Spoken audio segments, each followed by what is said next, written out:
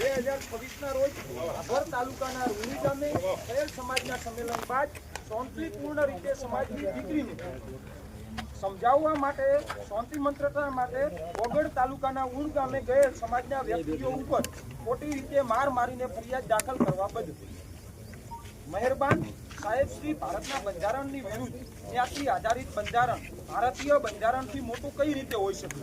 ભારતના બંધારણમાં આર્ટિકલ 21ની સ્પષ્ટ જોગવાઈ અનુસાર ભારતના પુખ્ત વયના નાગરિકને પોતાનું સ્વતંત્ર જીવન જીવવાના અધિકારો આપેલા છે. તેની ઉપર જઈ સોશિયલ મીડિયાના માધ્યમથી સમાજના બંધારણને રાષ્ટ્રના બંધારણથી ઉપર ગણવામાં આવે ત્યારે રાષ્ટ્રદ્રોહનો ગુનો દાખલ પડે જે ઠાકરસિંહભાઈ રબારીએ આચરેલો છે. તેમને બે સમાજો વચ્ચે વિખવાદ વૈમનસ્ય ઉત્પન્ન થાય એ રીતે સમગ્ર બંને સમાજને ઉકસાવવાનું કામ કરેલ છે.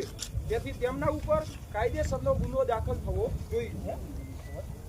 મુદ્દો 1, ભૂમિ મુકામે એકઠા થયેલ સમાજના નાગરિકોએ શાંતિપૂર્ણ રીતે સભા ચલાવેલ અને શાંતિપૂર્ણ માહોલમાં ઉણ મુકામે જઈ સમાજની દીકરી સાથે શાંતિપૂર્ણ વાર્તાલાપ કરી તેને ત્યાં કોઈ પ્રકારની કોઈ તકલીફ હોય તો સમાજમાં માનભેર રીતે પરત લાવવાની વાત મૂકવા માટે સમાજના લોકો એકઠા થયેલ હતા.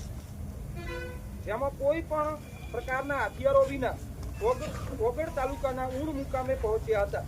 ત્યાં અગાઉથી જણાય દલિયાવાલા બાગનો હત્યાકાંડ ઈસવીસન 1919માં બનેલી તેની ઝાંખી કરાવે ત્યારે જનરલ ડાયરને પણ શરમાવે તેવા ત્યાંના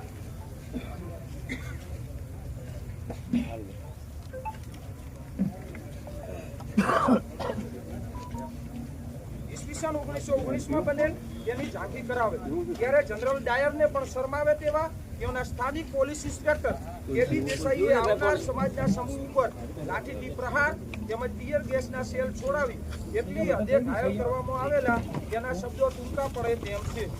દેસાઈ હોવાના નાતે જ્ઞાતિવાદ ચલાવી ખોટી રીતે માર મારી તેમની સત્તાનો ખોટો દુરુપયોગ કરી અમારા સમાજના યુવાનો ઉપર 307 જેવી ગંભીર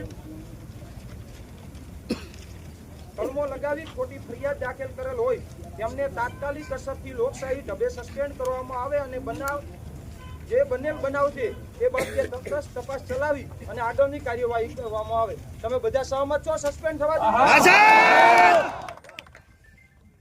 અમારો ઓજણા ચૌધરી સમાજ એટલે શાંતિને વરેલો સમાજ છે.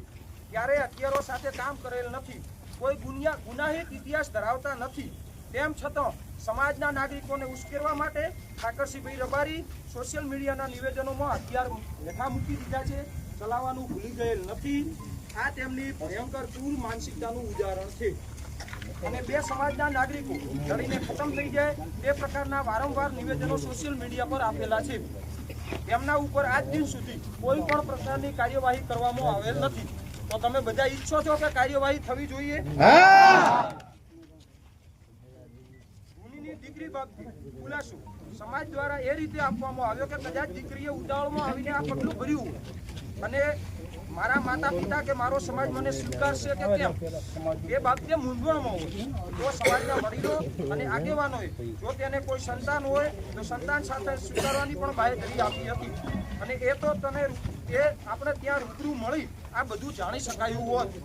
કેમ કે હાલ તે ભયના ઓથાર નીચે જીવતી હોય તેની વાસ્તવિકતા કેવી રીતના જાણી શકાય મળ્યા વગર? તેની હકીકતની પડતાલ માટે સમાજનો સમૂહ ભેગો થયેલો હતો અને ભારતના બંધારણ અનુસાર તેની મરજી વિરુદ્ધ કોઈ કાર્ય કરેલ નથી. તેમ છતાં કેબી દેસાઈ ઇન્સ્પેક્ટરે જ્ઞાતિવાદ ચલાવી તેની ખોટી રીતે મોટું રૂપ આપવામાં આવેલ હોય અને સમાજના આગેવાનો અને યુવાનોની 250+ ગાડીને તોડી 20 થી 30 લાખ ઉપરનું સમાજને નુકસાન કર્યું છે.